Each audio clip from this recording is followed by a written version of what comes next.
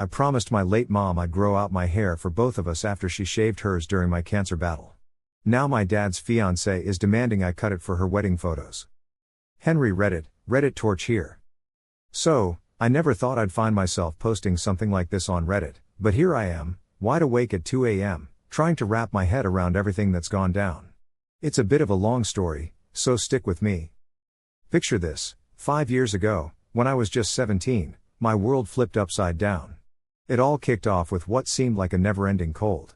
My mom was all over it, nagging me to hit the doctor's office again even though I'd been there twice already, and they said it was nothing too bad. But that third visit? Total game changer. They ran blood tests, then some more, sent me to specialists. And bam, stage 3 Hodgkin's lymphoma. The kind of aggressive and advanced you don't even want to think about. The oncologist was there, talking in that detached doctor way about treatments and survival rates, while my mom squeezed my hand hard enough to practically break it. I had just a week to sort my life out before diving into hardcore chemotherapy. The night before my first chemo session, I spent hours staring at myself in the bathroom mirror. I had this long, dark hair that everyone always noticed, it was kind of my trademark. I knew it was going to fall out, the docs were clear on that, but knowing is one thing, living it is another. I thought about cutting it short beforehand to prepare, but I just couldn't do it. Then, 2 weeks into treatment, it started coming out in clumps. Every time I ran my fingers through my hair, more and more came out, making me look like I was falling apart in the most obvious way possible. I locked myself in the bathroom and cried, not so much about the cancer, but over my hair. I know it sounds shallow, but it felt like I was losing bits of myself, one piece at a time. My mom knocked on the door for what felt like forever until I finally let her in. She walked in with electric clippers in hand. She didn't say much, just plugged them in and handed them over. "Me first, then you," is all she said. At first, I was confused, but it hit me, she was going to shave her head too. I tried to talk her out of it, especially since her auburn hair was even longer and more beautiful than mine, but she wouldn't budge. "We'll grow it back together when this is over," she promised. This was just temporary. So, I shaved her head first, and then she did mine. Afterward, we took a funny selfie of our bald heads, both trying to smile through the tears. She printed it out and taped it to my mirror with a note, "Hair grows back. You just focus on growing stronger." Chemo was brutal. It's nothing like what you see in the movies. It's not just feeling a bit tired or puking a couple of times, it's like your body forgets how to function. I was in the hospital more than home. My mom basically lived in a chair next to my bed, working on her laptop while I slept, and she was always there every time I opened my eyes. About 4 months into everything, my mom caught a cold. But with my messed up immune system from chemo, we had to be super careful. She stayed home for a bit while my dad took shifts with me at the hospital. When her cold didn't clear after a week, she finally saw the doctor. Turns out it was actually pneumonia, and it had gotten pretty bad because she'd been ignoring her own health to care for me. She ended up in the hospital, too. We were in different wings, and my dad was running himself ragged between us. 3 weeks later, while I was hooked up for my 4th chemo session, some doctors I didn't know came to talk to me. They said my mom's condition had taken a nosedive. Her immune system was shot, not from cancer, but from stress and neglecting her own health. The pneumonia got complicated, and she was moved to intensive care. I insisted on seeing her, but the doctors said I couldn't risk infection by leaving my floor. I pulled out my phone in a panic and alarms went off. Finally, my regular doctor arranged for me to visit her with all the protective gear on. When I saw her, she was intubated and unresponsive, with just a fuzzy layer of hair starting to grow back. My dad stood by, looking lost and broken. At that moment, I promised her I'd grow my hair long for both of us. Long enough to reach my feet if needed, as a reminder of everything she gave up for me. 3 days later, she passed away. I wasn't there when it happened, I was in emergency treatment for an infection. So, here's the deal. After my mom passed away, people told me she went peacefully and didn't suffer, but honestly, who knows if that was just something they say to comfort kids like me who lose their mothers too soon. Anyway, I wrapped up my own cancer treatment about 4 months later. The doctors called it complete remission, a total miracle considering how bad my cancer was. Everyone around us was over the moon, except for my dad and me. We came back to this house that felt so empty, with my mom's lipstick-stained coffee mug still sitting on the kitchen counter. Dad couldn't bring himself to wash it for months. I kept my promise and let my hair grow out, enduring all those awkward phases until now, 5 years on. It's long and healthy, reaching my lower back, a real symbol of survival and memory. Sometimes I catch my dad looking at it with a mix of pride and sadness. Life moved on in its own messy way. Dad kind of disappeared into himself for a while, sticking to his routine of work, microwaving casseroles from the neighbors, and then vanishing into the den with a bottle of whiskey. We coexisted in silence for about 2 years, never really talking about anything important, especially not Mom. Then around 8 months ago, Dad met Sarah at a work event, and she kind of brought him back to life. She's in HR somewhere else and has a daughter, Emma, who's my age. When Dad first mentioned Sarah, I was relieved because he seemed happier, started eating better, and even cleaned the garage one weekend. After a few months, I met Sarah, and she seemed nice, very respectful, and didn't try to be my mom or force anything. Emma, well, she mostly kept to herself. We had this awkward but not miserable sibling vibe going on. Fast forward, Dad proposed to Sarah last month. It felt fast, but I guess when you're older, waiting around isn't as appealing. The wedding's this summer, and I tried to feel happy for him because I know my mom would want that. Everything seemed okay until last weekend. Sarah invited me over to chat about wedding stuff. I figured we'd be talking dresses or something, but nope. She asked if I'd cut my hair for the wedding. Said all the bridesmaids were doing matching updos, and my long hair messed with the photo symmetry. Emma silently agreed. I explained why my hair meant so much to me, considering my promise and what it represented, but Sarah didn't really get it. She even said maybe my mom would have wanted me to move on and that sometimes a haircut is just a haircut. When she said she wasn't trying to replace my mom but wanted this to be a happy day, I just couldn't handle it. I left while she called after me, saying I was being dramatic. By the time I got home, she had already called Dad, and he was there, looking torn and asking me to think about it just for the wedding's sake. He said it'd make things easier for everyone, whatever that means. Since then, I've had family members suggesting I should give in on the hair thing to make Sarah feel welcome. It seems like Sarah's been on a campaign, reaching out to everyone. The only person who hasn't tried to convince me is my best friend Jess, who also battled cancer in high school. She told me, promises to those who are gone matter more than wedding photos. Honestly, at this point, here I am, just sitting around, doubting myself. Am I being a drama queen about this? It's just hair, right? Or maybe I'm clinging on to the past in some weird, unhealthy way? On the flip side, maybe this is one of those boundaries I really need to stick to. Honestly, I'm just lost. But hey, typing all this out kind of helps. If you've stuck around this long, big thanks for listening to some random person go on about hair, death, and stepmoms. So, update time. It's been a month since my last post, and I wanted to give a shout out to everyone who messaged to check in. Seriously, thank you. I read all your messages even though I didn't reply to most. Just knowing I wasn't totally crazy with my feelings was comforting.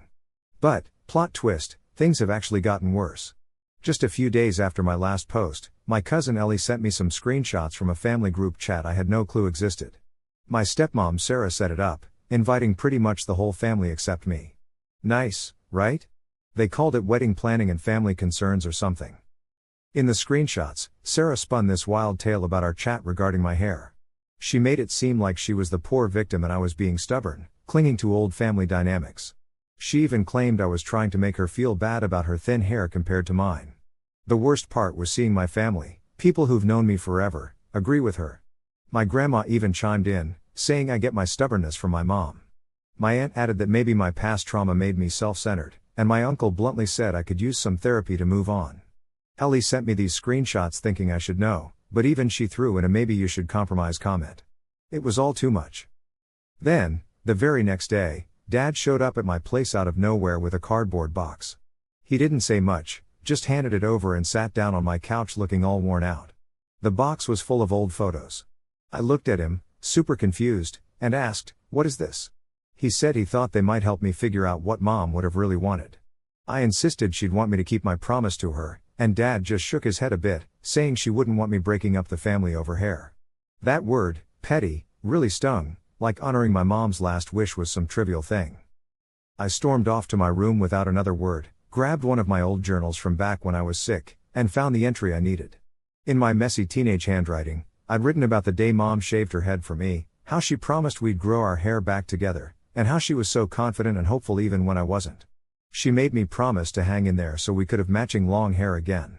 I showed this entry to Dad, and his hands were shaking a bit as he read. While he was still processing all that, I showed him more of the screenshots from the family chat. Sarah even had private messages with Emma about me. Dad read them all, then he just stood up, packed up the photos, and left without saying another word. He didn't argue with me or try to change my mind. Since then, he's only texted me for logistical stuff, like asking if I'll be at Sunday dinner or if I can return the lawn mower I borrowed. No mention of the wedding, Sarah, or my hair. Ellie still sends me updates from the family chat, though.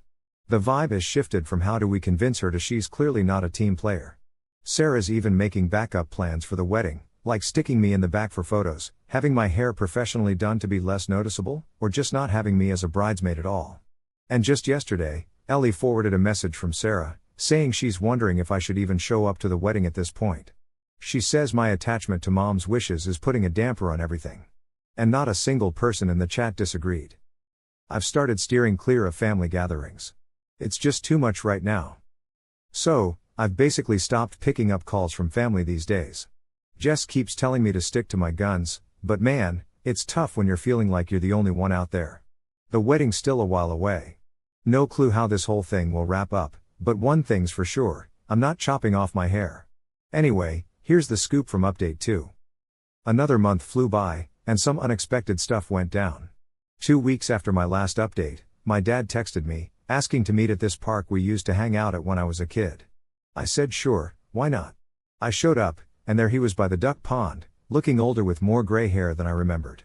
We just sat there quiet for a bit until he broke the silence. The wedding's postponed indefinitely, he revealed.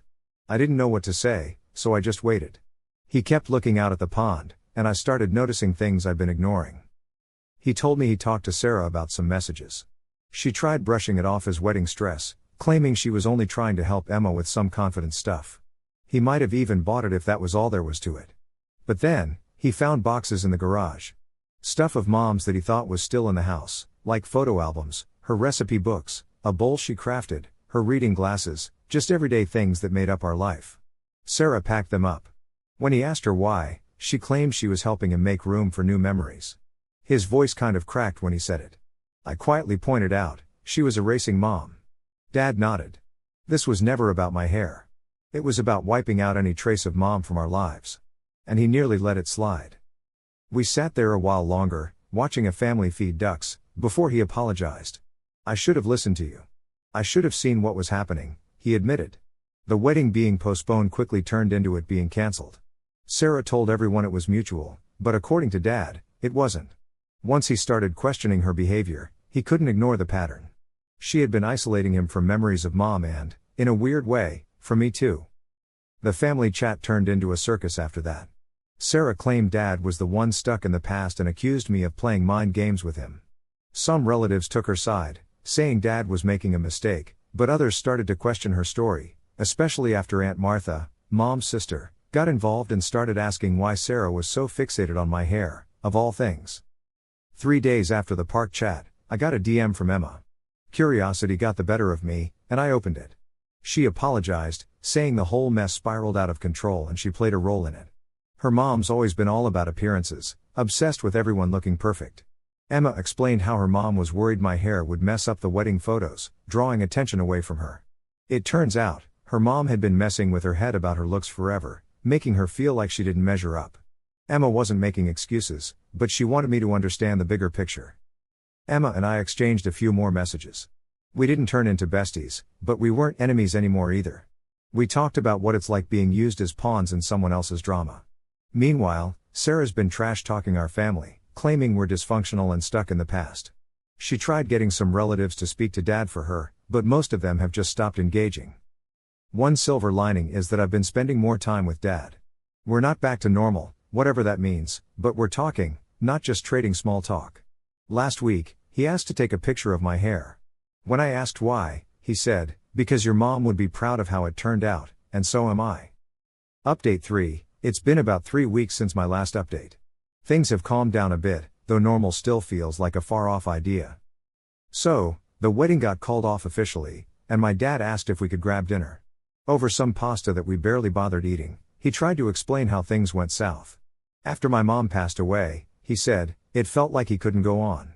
Not just emotionally, but physically too. He couldn't eat, sleep, or even remember to breathe sometimes. The only thing keeping him functioning was knowing I needed him. He shared that after my treatment ended and I went off to college, he totally fell apart. He took time off work and barely left the house for weeks. Meeting Sarah was a game changer for him, like suddenly being able to breathe again. She was everything he couldn't manage to be: organized, practical, decisive. She took care of everything: bills, repairs, actual meals instead of cereal. It felt like joining the human race again for him. My dad admitted he saw the warning signs, like her subtle digs at how my mom decorated the house, her wanting to move photos, and her comments about moving on. But he ignored them, too scared of falling back into that dark place he'd been in. He realized she was trying to erase my mom, but convinced himself it was just normal for new partners to want their own stamp on things. He did all this to avoid facing another loss, even if that loss was a toxic relationship. When a conflict started about my hair, he just went with whatever kept Sarah happy.